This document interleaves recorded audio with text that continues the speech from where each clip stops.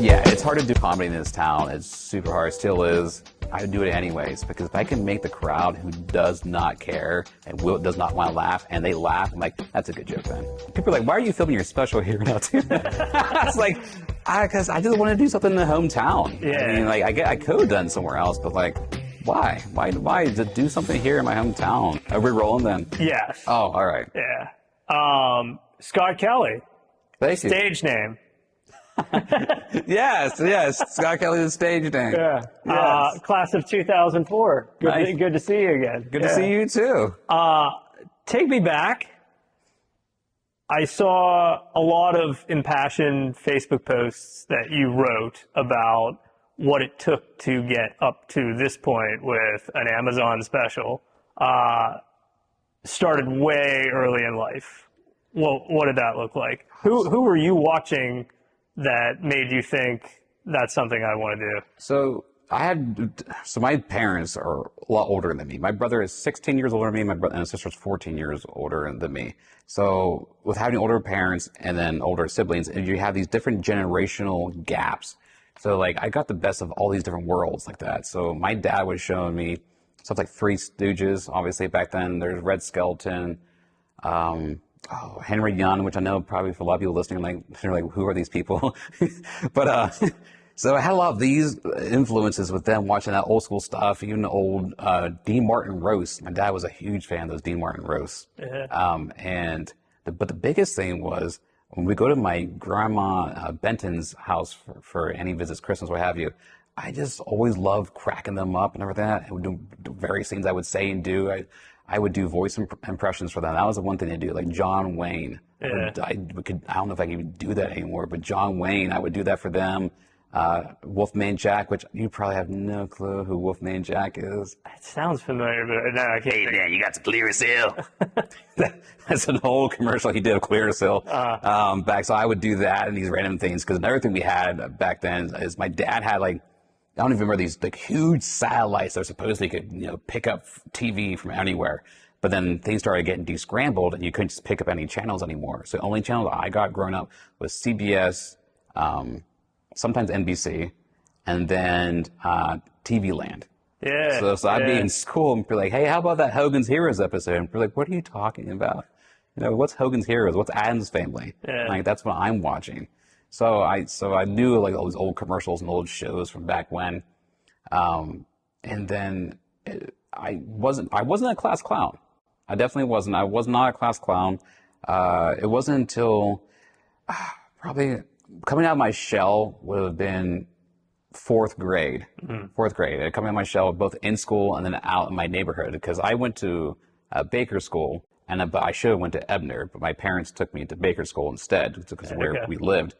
And that was when I was like becoming out of my shell of friends in the neighborhood. I was becoming jokey and funny, writing things all the time.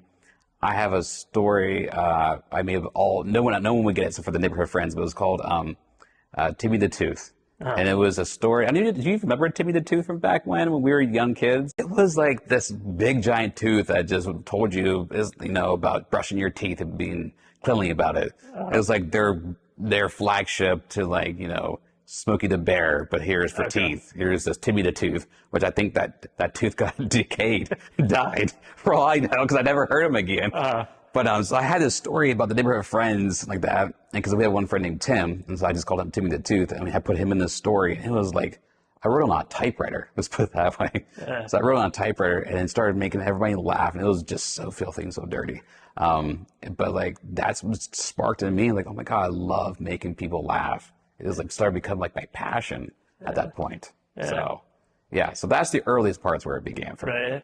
You weren't the class clown. Did you get in trouble? No, I had a few things I said over the years. One thing that clicked, it still, and it applies to this day, is if you say something to a teacher and it makes them laugh, that's inappropriate, like you get away with it. And I always took that, I was like, if I can say things that are funny and you don't want to laugh, but you do laugh, I got away with it and everything. Because I think saying like, Anthony Jeselnik has a thing he talks about where he says, basically saying dark and inappropriate jokes, if you do it right, you got away with it. That's all that means. And it doesn't mean you were right in what you said, but you got away with it. Did you go to Roosevelt by chance? I went to Keith, yeah. Okay, there's a guy named Mr. Sankey, Okay.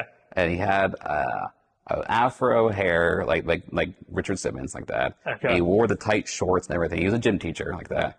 So my first thing I realized I could get away with anything. I won't say the person's name in the class and everything, just because we are Facebook friends. But anyways, so she was, this is seventh grade. She was putting on makeup, and teacher told her several times to put that away. And I said to everybody, she's getting herself ready for Mr. Sankey. And everybody laughed. The teacher laughed, and she's like, "Okay, inappropriate.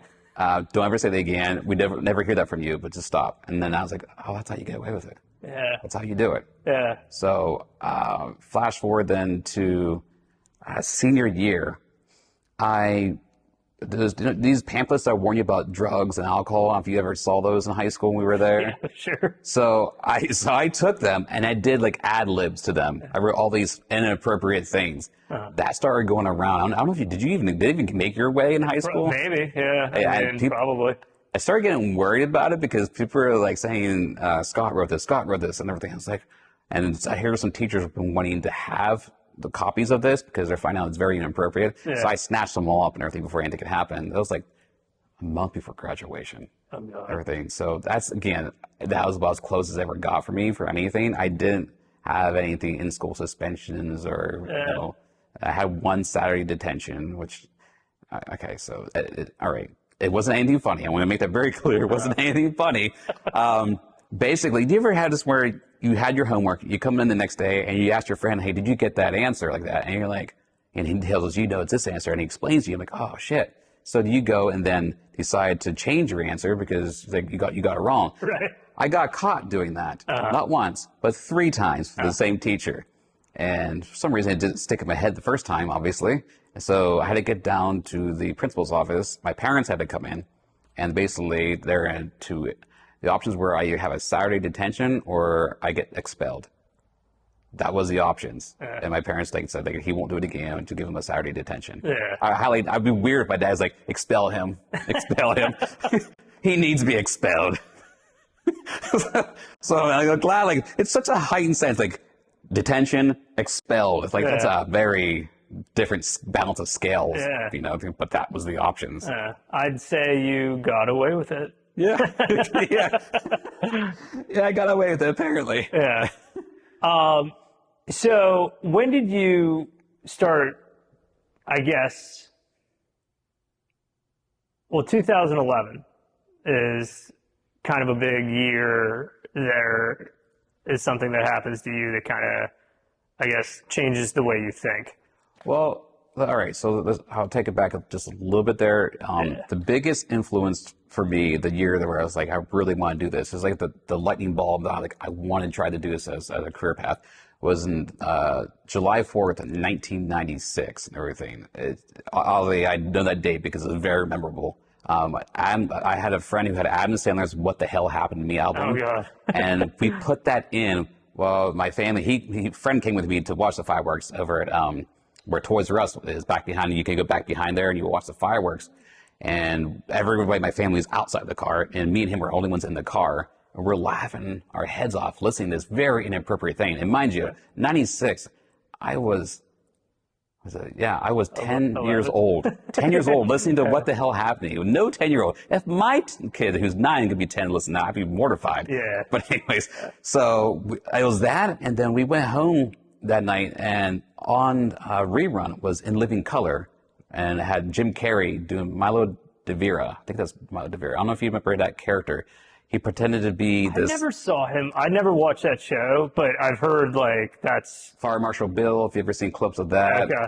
So he does with this person who basically at that time there was this female bodybuilder like that who was very manly looking. So he played that role, and he pretended to like breastfeed this baby and everything. And he's like, "I'm a man," and it's just. It was cracked me up seeing anything like this. And just, Jim Carrey, his movements and the way he can contort his body. Yeah. I was like, what the heck am I watching? Yeah. Like that. And it made me laugh. And then the last thing that night was my brother worked third shift at a job. And I would always snoop in his room all the time. And I always like try to get his old school Star Wars toys from the 70s and everything else like that. And I found this cassette tape called Jerky Boys. And I was like, that looks interesting. So I popped that in and just hearing like all these crank phone calls and it's such inappropriate stuff. I was like, that night was Saul so, Rosenberg.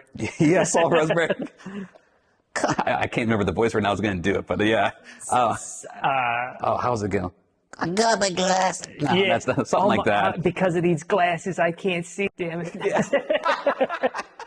Or like the one with the firecracker. Oh boy, it's bad. It's really bad. Yeah. Blew my whole head. Yeah. It's like a nub. It looked like the size of a used up toilet paper. Yeah, It's like an it's too M80 big. then. Yeah. Oh, it's big. And then she's like, what you want to do is grab a towel. Okay.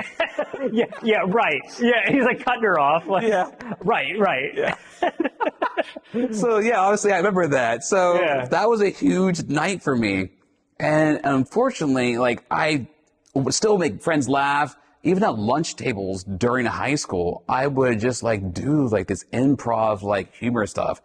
Whether everyone wanted to hear that or not, that was a whole different story, but I would force upon everybody. I would barely eat my lunch and I would just try to crack as many people as up I could at the table.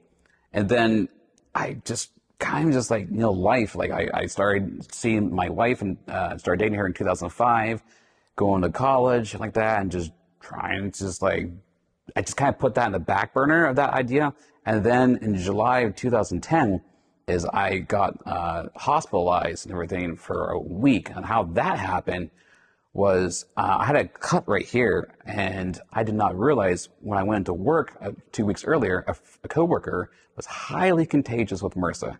Oh, But he went in anyways and didn't tell anybody. And we would have been okay, most likely, but I was working at Sears Electronics department at that time, and every so often, every so many months, you remove the TVs for the fall, and fall was coming up soon, so they got the TVs being taken down, the old models with the new models. Yeah. So we were right beside each other all day long, sweating our butts off like that. And obviously, I'm going like this, like that, and so he infected me like that, and I spent a week in the hospital. I had 3 roommates. I heard their death rattles. They died and everything. So, Oh my God. so I kept thinking, like, is this going to happen to me? Because my eyes closed up completely. My face was swelling like a balloon like that. And I was like, oh, am I even going to make it out of this? Oh my God, dude. So the doctor, I forget that guy's, Dr. Zaki, I forget the guy's name, but he had some kind of concoction. He's like, I want to try this. It's not FDA approved. I'm going to see if this helps. And I couldn't even see the signs, so my wife signed for me. And then within like an hour or so, like that, I saw it to my wife. I can see light coming out of this eye. I can see something like that. And then the next day, this eye was clear up, and this everything started going.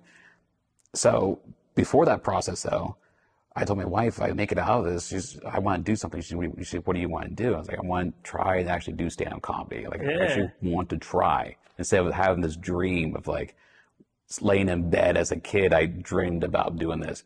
In our own house, laying in bed, I'd be dreaming about doing this. What ifs and everything. And then I saw also too, before that movie, Funny People with Adam Sandler. I don't know if you saw that one. It had Seth Rogen in. Seth Rogen was like the aspiring comedian, and Adam Sandler was like this established comic and everything. There's more to it than just that in the story, but that like gave me this romanticism idea of like comedy, and it just kept festering and burning and burning. And then when I had that life scare, whether I was going to make it out or not, I was like, I want to do this. I have to do this, everything, just to see what will happen. Yeah. I don't know. Yeah. So That's unreal, man. I know You were facing your mortality, like. most people's stories of comedian friends of mine, when I tell this, they're like, I was just getting high on a couch. I thought I might want to tell jokes. I was like, yeah, my story's a little different. Has a little bit of a story behind it instead of boredom and getting high. Yeah. So Damn.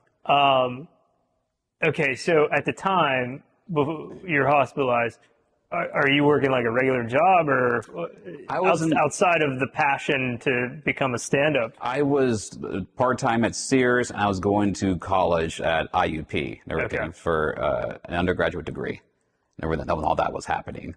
So it wasn't until May of 2011 is when I did my first. It wasn't even like an open mic. A coworker told my wife that in Windber, PA, there is a comedy competition, and she's like, we're going to it. I was like, that's a competition. Like, I don't never done this before. She's like, you're just gonna do it.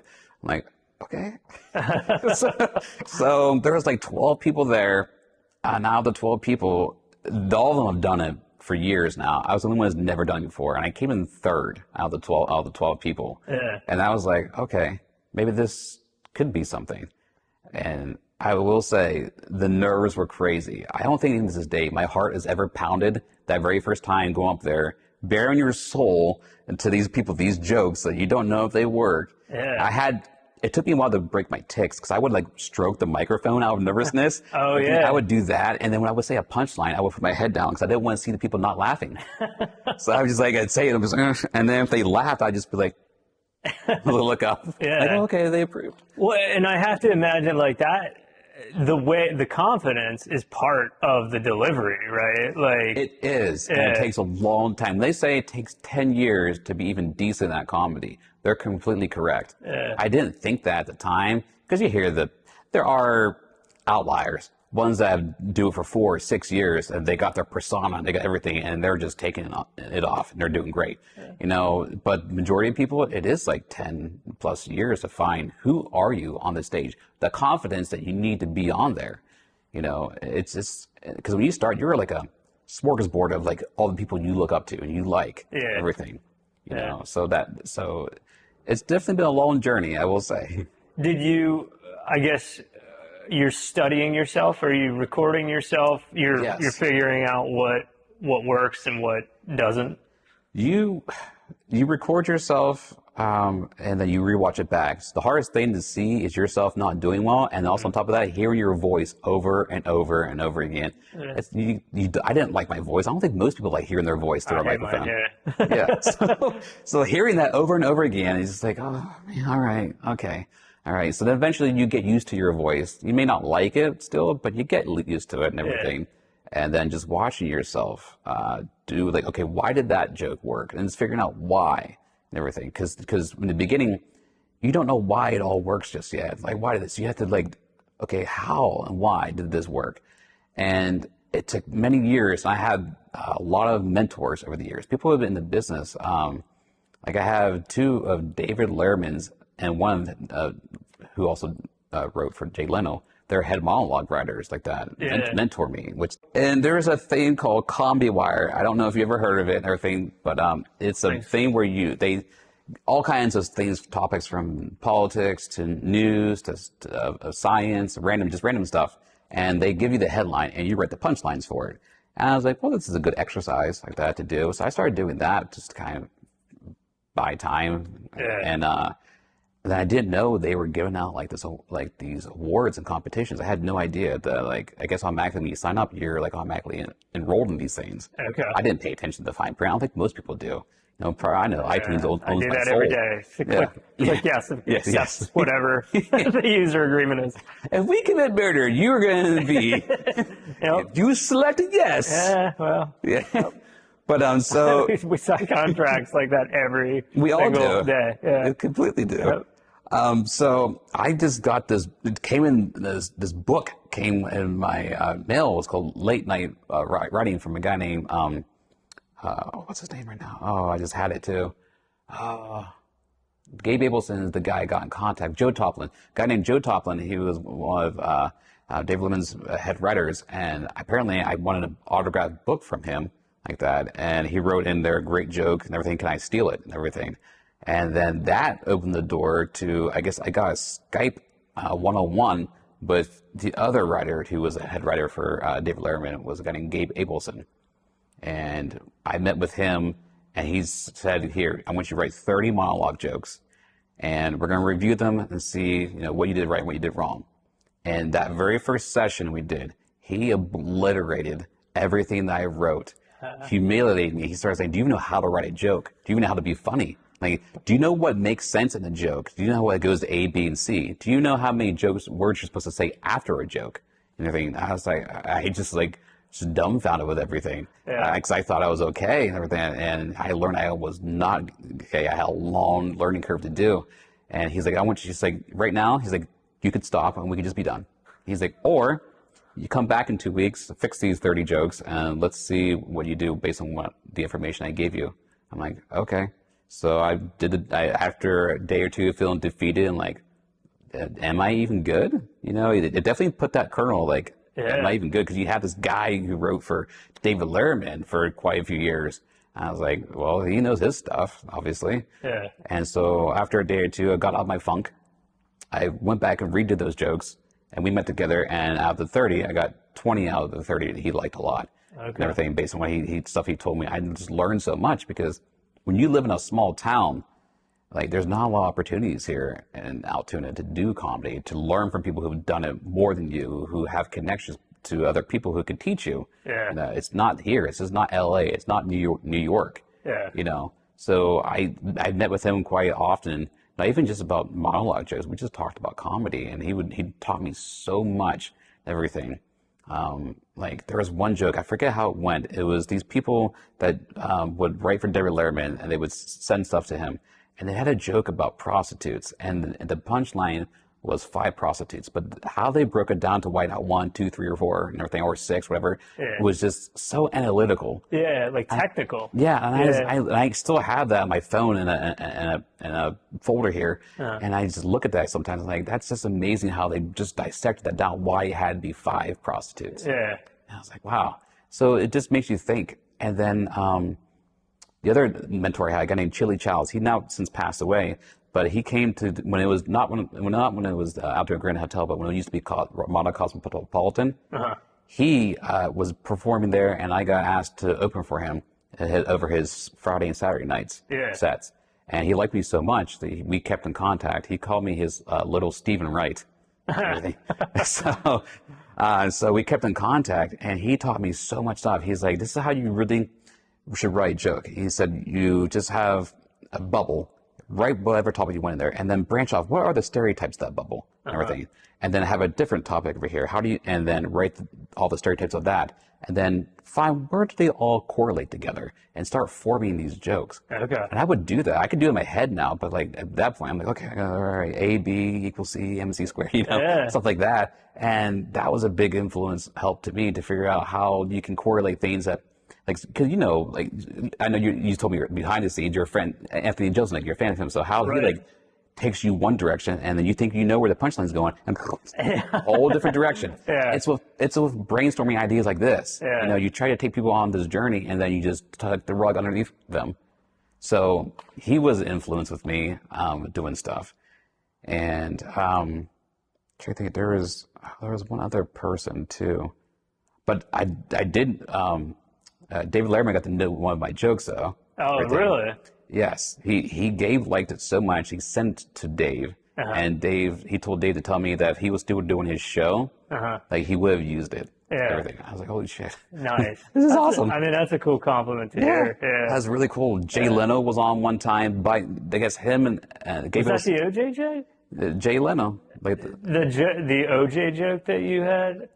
the OJ joke. That was the one that got me all this ball rolling to meet these people and talk to them. Oh, okay. That's got me the book. That got me the meeting with Gabe Abelson. All Okay. that stuff like that. Gotcha. The OJ joke. Yeah. I remember how that even went. I was somewhere, I forget, something about Nike golf clubs. It's been Yeah. forever now. I think it was released from prison. I think it got an endorsement deal from Nike golf clubs Yeah. or something like that. But the joke that Dave liked a lot was how I saw online that loneliness increases the risk of premature death by 5%. By the time I was done reading that, I thought, man, I wish I had someone to tell that to. So Dave apparently loved that joke so much and everything, and he would have used it, just wanted to give me the kudos for that joke. But Jay Leno, he was during our Skype sessions, right when he started one time, he's like, hey, I'm sorry, I'm a little bit behind. And Gabe said, he's like, Jay's with me. Do you want to say hi to him? I was Yeah. like, I'm not gonna be like, no, I'm okay. I'm okay. I don't want to talk to Jay. So he said hi, and he's, hey, how you doing? He did all that stuff. I'm good. He's like, just said, I don't know if he even really read anything I wrote. He was just nice. Gabe said you're a pretty funny guy, and then you good stuff. Yeah. And then he like went away. So I have no idea if that was just compliments or he truly read something. Yeah. But yeah. So him. So that was from 2015 and 2017. Okay. With that stuff. But go ahead. Oh, I was just gonna say you said Altoona, tough scene for comedy. Yeah. In the early years. Yeah. Still probably Still, so. it 100% still is. But take me back to you have to leave here in order to go do Yeah. this sort of stuff. before kids, I would travel 3 to 5 days up to Pittsburgh and do their open mics like that. Okay. And sometimes you wouldn't get out until like 3:30 in the morning. And then you got to drive home, that 2 hour and some drive, which at the time was 2.5 hours from where we used to live, the old residence. And then I would be back to work like that. And that was okay because we didn't have kids. Yeah. But once they started having kids, I couldn't do that. But thankfully, at that point, when my son was born in 2015, the first one, things started kind of clicking up in this area as far as more open mics, more comedy things going on. In Altoona? In Altoona. Where were they doing that? They're out, Ramada Cosmopolitan, Margari's Bar, Pellegrini's. Pellegrini's, yeah. Yeah, that's an old school one. Yeah.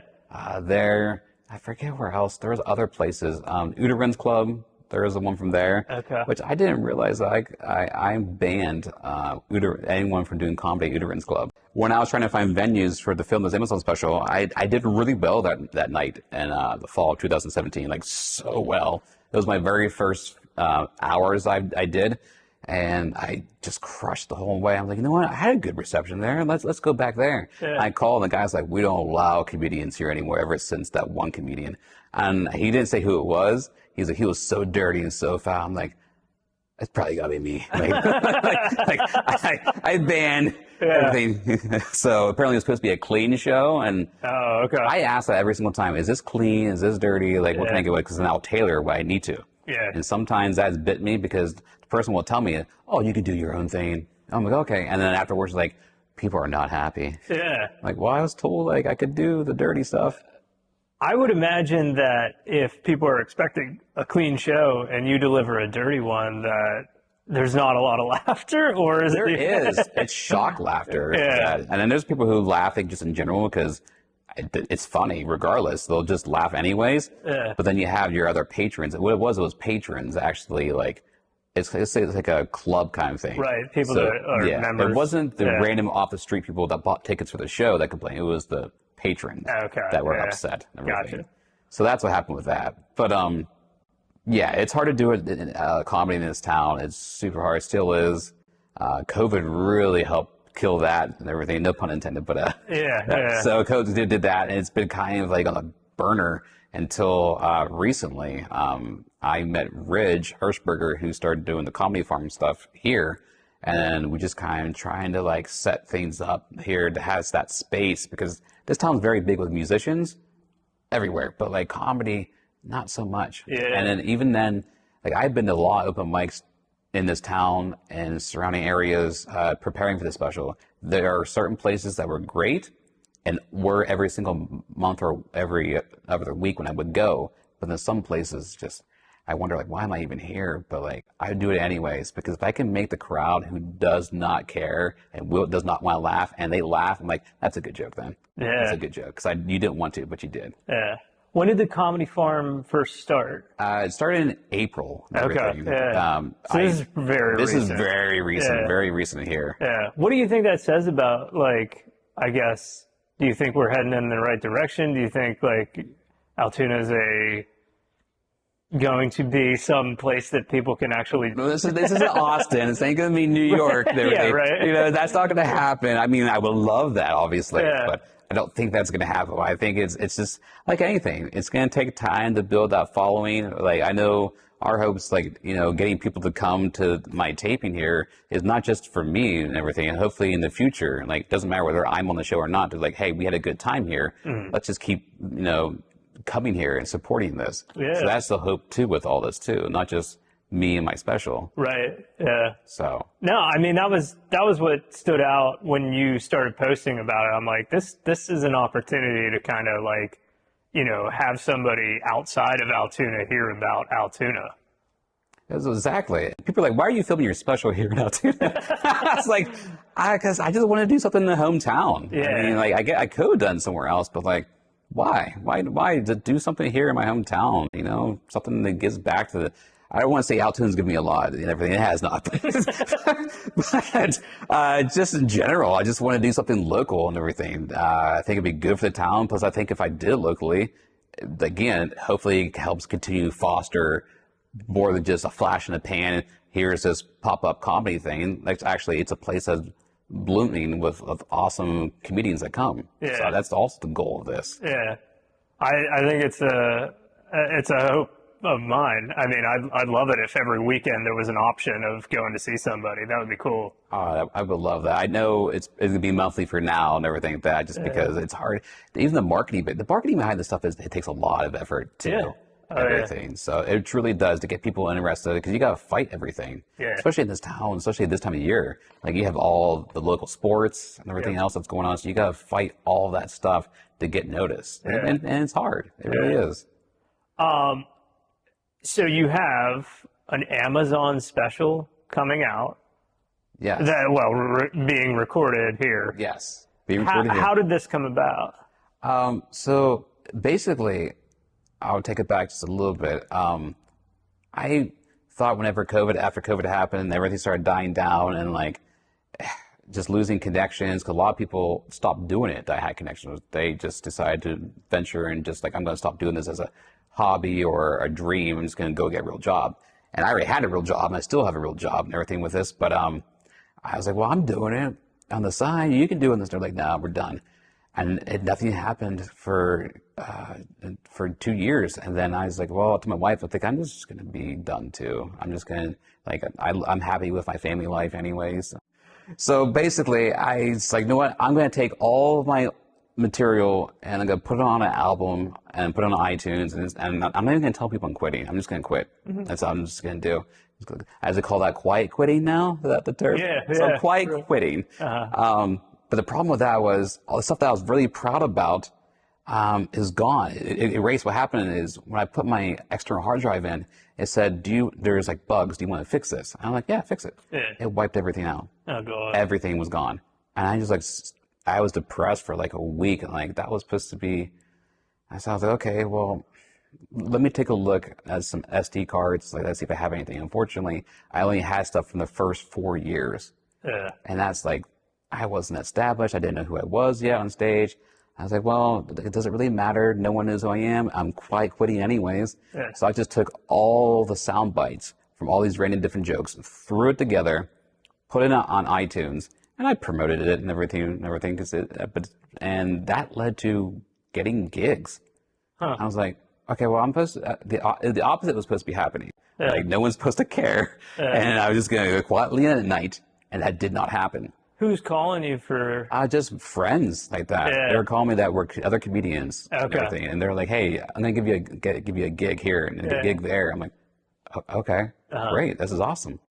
And then that led to here at Arts Altoona because I guess they got rid of a person who was teaching a comedy class here, and they said, "Could you fill in the last few sessions?" And I told my wife, I was like, I don't really want to do this because like no one knows who I am. I feel like that's reserved for somebody who's at least made some kind of splash. Yeah. You know, they've done this for a while. They got their name out there. And she was like, just do it. I'm like, okay. So I went and taught the class and everything. And I met this guy who, Tony, who is my host and everything and opener for my special, Tony Bembachi. Mm-hmm. And he had a special he put out on Amazon a few years ago. I think it was 2019 or 18 he put it out there. Yeah. And he was supposed to be the co-teacher in the class. He came very late towards the end, and he heard a little bit what I was saying, and I asked him, "Do you want to come up and like do anything?" He goes, "I think you did everything." So I'm like, "Oh, okay."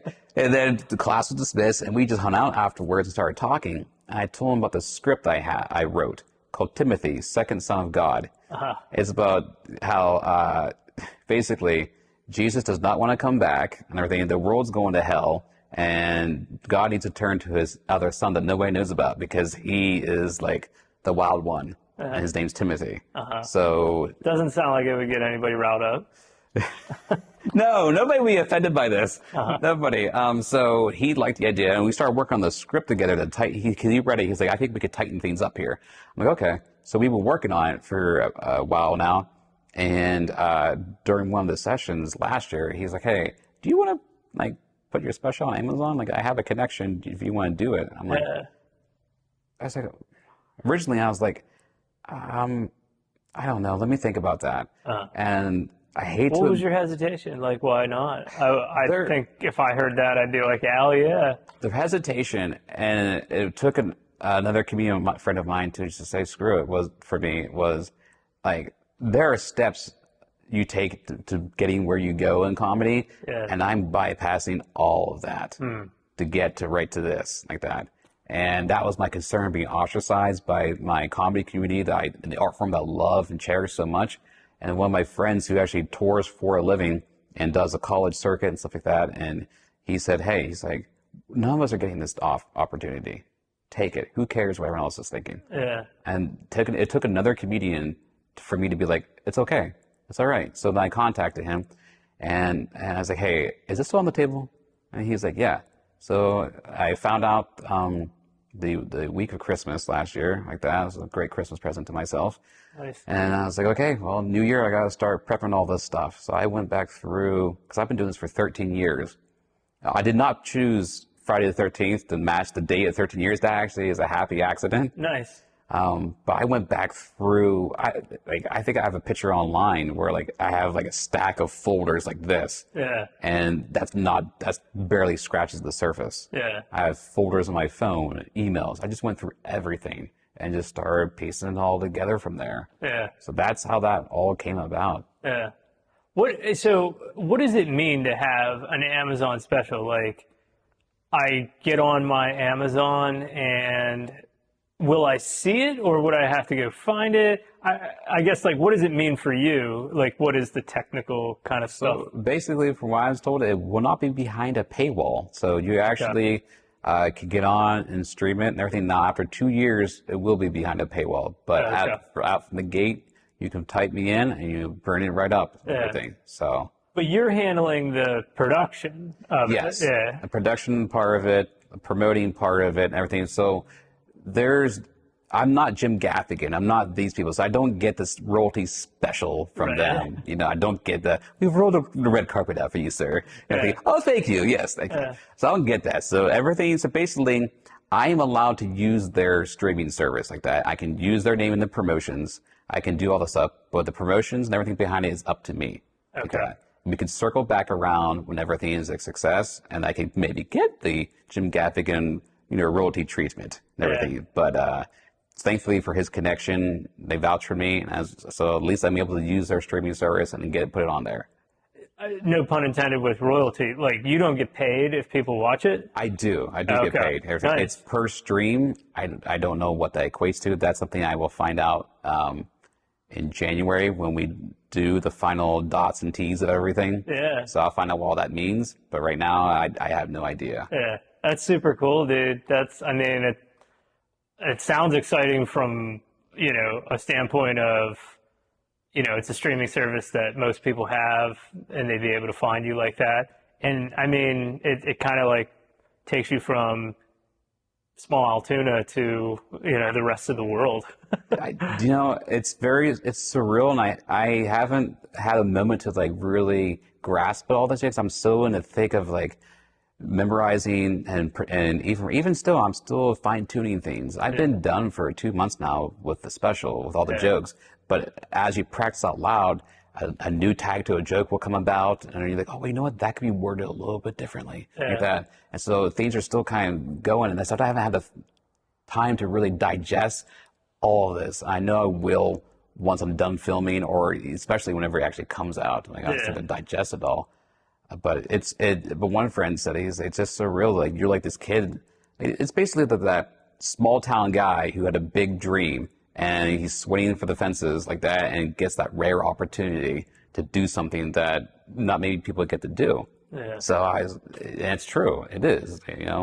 It's a very small town guy's dream. Yeah. So, and I'm glad because there's been a lot of failures to get here. A lot. Like I apply as a writer for Saturday Night Live from 2013 to 2018. Yeah. And I got to apply as a cast member one of the years as well. Again, I think if anyone follows me online, I deleted that because it was an embarrassing DVD that I sent in. Yeah. Now looking back, it's so cringeworthy. So I had that. There was in 2014, I got hired by AMC and everything. A friend of mine is when Walking Dead was at the height of its prime. Yeah. I got hired by this guy who pitched, like, if you ever watched Mystery Science Theater 3000? Yeah. Yep. So he had an idea to do that, but for The Walking Dead. and it'd be like an AMC exclusive thing to kind of continue this powerhouse of Walking Dead was at the time. So he pitched it to them, and he's like, I met him in Pittsburgh. He liked my jokes, and we followed each other online. So he hired me. Yeah. And in the first season of Walking Dead, there's only 6 episodes. I was in charge of only one. It was episode 1. They liked it so much, they hired me to write also episode 6. Okay. So, because I wrote all the jokes and all the ad libs, like you would see like these people's, obviously if you've people online who may have never seen Mr. Science 3000, you have the back of people's heads and they're just making jokes. Watching. Yeah, sarcasm. Yeah. Yep. So I had that all written out for the whole script for every single line, everything. So it got me approved to get episode 6 written. I got to go to a studio and record my voice for a character, and they actually got, I forget who the guy's name is around, but one of the guys who created Mystery Science Theater 3000, he was on board for one of the episodes. Yeah. And then the guy who created it, he got in a major car accident. Okay. Almost lost his life. He had months worth of learning how to walk again, talk again. And when he came out from that, he just said to me, he's like, I'm sorry. He's like, I want to have a family life. I don't want to do this anymore. I was like, can you like hand it down to me and I will take care of it? He goes, sorry, it's all, I'm telling everybody, all the writers, and we're all shutting it down. I was like, that was my closest taste to like having something happen. So from 2014 to here, 10 years later, I'm getting an overnight success. Yeah, the overnight success. Yeah, that's what it is. Yeah. Well, I mean, that's interesting. You know how many times you've wanted to quit. You know how many times you got rejected. You know how many times people didn't laugh in that 10 years. When this comes out, it'll be like, oh, that's Scott Kelley, Yeah. You're not going to know the blood, sweat, and tears. And believe me, there definitely was tears. I'm man enough to admit that. There was a lot of crying nights. You're like wondering where is all going wrong? Why did they laugh at this? I'm a failure at this, that, all those self-defeating words that you put in your head because you have one way you think it's going to go on stage and then it goes a whole different direction. And then people said, no, you're not funny. Don't quit your day job. I've had all these over the years. That stuff stopped in 2018. From 2011 to 2018, it was definitely rough years. But then I you find yourself. I found my voice. I found my persona on stage. The voice I should be using with, my fluctuations of how I present on punchlines and stuff like that. It just all clicked. Yeah. In 2018 to present, I don't have those issues anymore, but those 2011, 2018, early 2018, definitely there's still scars in there inside about how rough it was back then. Damn. So it's definitely, I can see why people quit, and like without comedy trying to be built up in Altoona, I'm definitely it's such a weird way to say it, but like be like a father figure to like these people. I want to like foster like it's okay to fail, it's okay for this, like that, and then tell them people in advance that you're gonna get told things you don't want to be told. You're gonna get told you're not funny. You're gonna get told you suck, like that. Keep at it, because you never know where it's gonna go. You just gotta keep grinding. Well said, dude. Yeah, I love it. We're a couple weeks out. Right. Yeah. What are you doing day to day? Like, you run through it every single day? Yeah, I run. There's 24 sections, so I have it divvied up. So Monday and Tuesday Monday's the first 12, Tuesday's the second 12, Wednesday is the whole shebang from start to finish, and I just rinse and repeat that on Thursday, Friday, and Saturday, and I take a day off on Sunday, the Lord's rest. Nice. Yeah. So. Yeah. Okay. Well, 175 people will be here. Is that your biggest crowd? No, I performed for 800 people before. Okay. Everything. Those were like winery events and stuff like that. Like huge crowds and everything. But the venue here is, I fostered, when I did the promotional material for this stuff, I really wanted to get it out there. Like, you know what you're getting into. Because I've been in the past where I put stuff out there. People are like, he was, a little bit more dirtier and darker than I was expecting. So I wanted to make sure people really knew what they're getting into. So any promo things I put out there, and things I said, hopefully reflected well enough that people understand that, like, this is definitely mature audience only. It would definitely be clean stuff, but there also will be all the other stuff too. So I will definitely push you to the edge at certain points where you're like, I don't know if I should laugh at this, but this is funny. Your story is pretty cool. And it's, Thank you. you know, hopefully, hopefully goes well on the 13th, on Friday the 13th. You know what? I know it will go well. I workshopped. That's an interesting thing about workshop this material in town, because like you don't want to hear everyone to hear everything, because they're going to say, well, we've heard it all. Yeah. So it was, not to coin the album that I put out there called Bits and Pieces, but it basically was like that, Bits and Pieces. It was just, I had to like throw different punchlines in different areas, and when I would go up there, so when people came here on Friday the 13th to see it, they don't know where it's going. Yeah. I misdirected everybody. The jokes still work, and I would just, it was such a mind game, honestly, because I would do it the correct way at this show, and I would do it the punchline in a different joke at this show. So people who may have seen both shows are like, wait a second, that's not how it went the other night. Yeah. And I did that to just gather all these jokes up, because my goal, basically, I want to have a joke every 5 to 10 seconds. And that was the goal. Like, because my wife's like, why are you working so hard on this? She's like, you're done. You've been done. Yeah. I was like, yeah, I could have been done. I could have filmed this special months ago if I wanted to do the route. Like, here is the setup. Here's the punchline. Next joke. Like that. But I wanted to be this boom, boom, boom, boom. I had a vision how I wanted this to go joke wise, and which took more on my part to keep writing, because every single thing I almost say is joke, joke, joke. Or at least even a joke leading to a joke.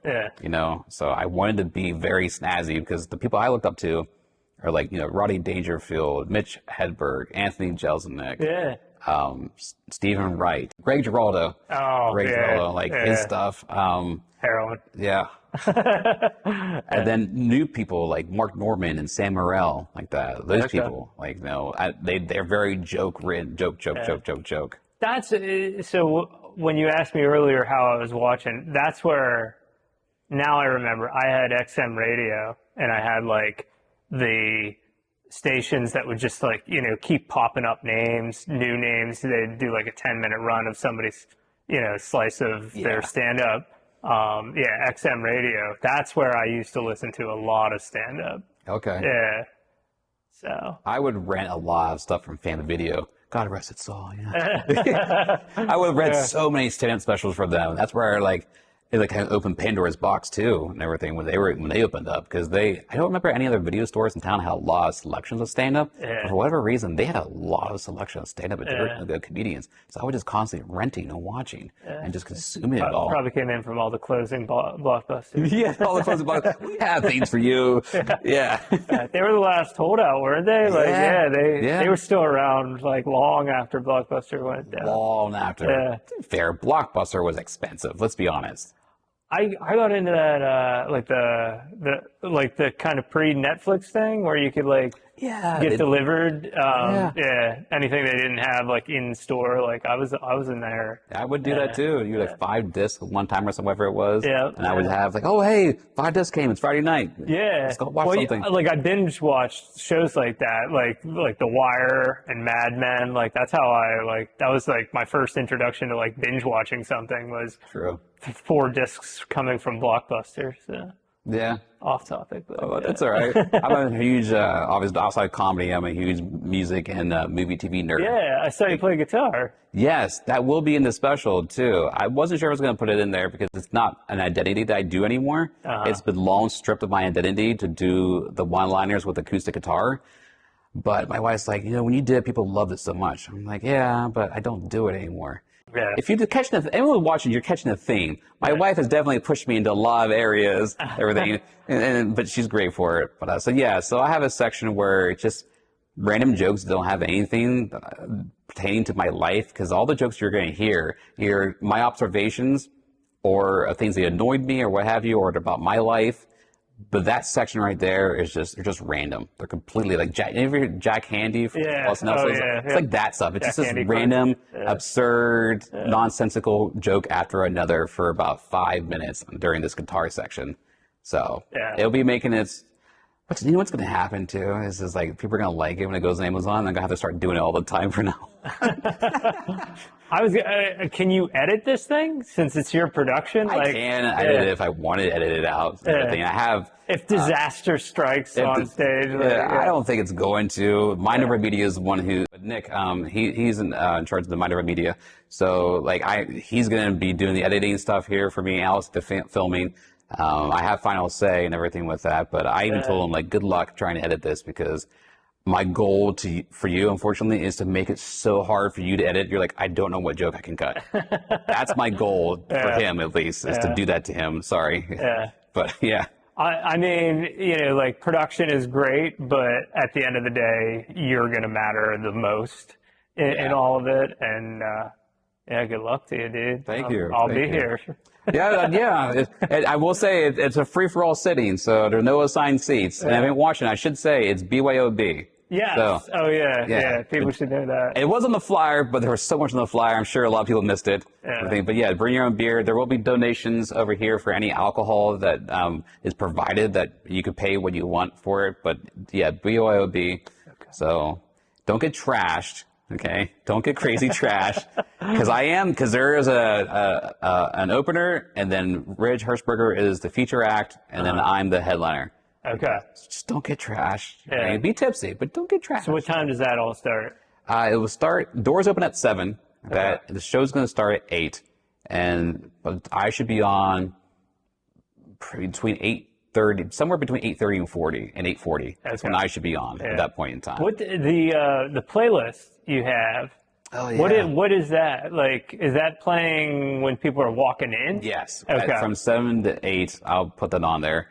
Obviously, if you do the runtime count, it's like an hour and 15, so it obviously is above.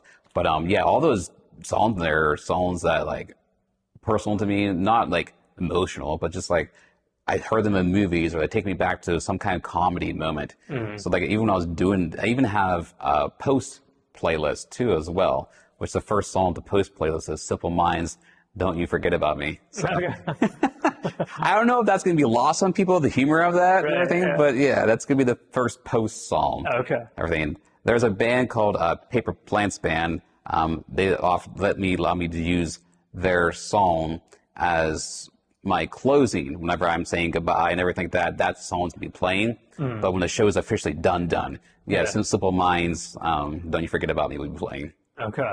Yeah. Nice. So don't forget about me.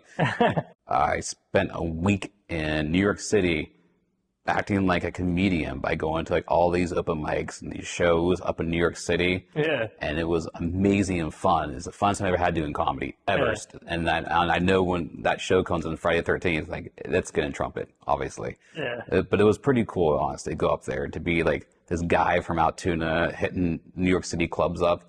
And like, I actually got asked to, I actually got hired to be a regular at a comedy club up there. Oh, really? I didn't even know. My friend was in charge of the whole thing, and he signed us all up, and I didn't know it was like tryouts. And I got an email from this person like, hey, like, you want to come perform at, what club was it? I think it was Broadway Comedy Club. At 10 p.m., the headline, the main spotlight time for comedy. Yeah. I was like, I don't live there. And she's like, oh, we thought you did. I'm like, no. I was like, but I'll do it. And she's like, no, this is only for locals. Yeah. Like, oh, okay. So, but it was cool. It was honestly fun to do it. There's some validation there. Yeah, least, yeah. It is a validation. It was like, there's a place called Laughing Buddha Comedy Club, and like, I wanted, there's just like little Buddha coins, and you get them if you're one of the best of the nights, and then you could use that to basically toss into a hat to go first the next time you come back, because there's like 60 some comics at a lot of these places. Yeah. So like you could be waiting forever. Oh yeah. So that was your voucher to like get in first. Okay. I didn't catch it in. I kept it. It's in my little memorabilia case of comedy that I have. Yeah. It meant something to me. Yeah. Here's an outsider coming in, and I'm hanging with these people who like do it all the time. Yeah. So it means something to me. Nice.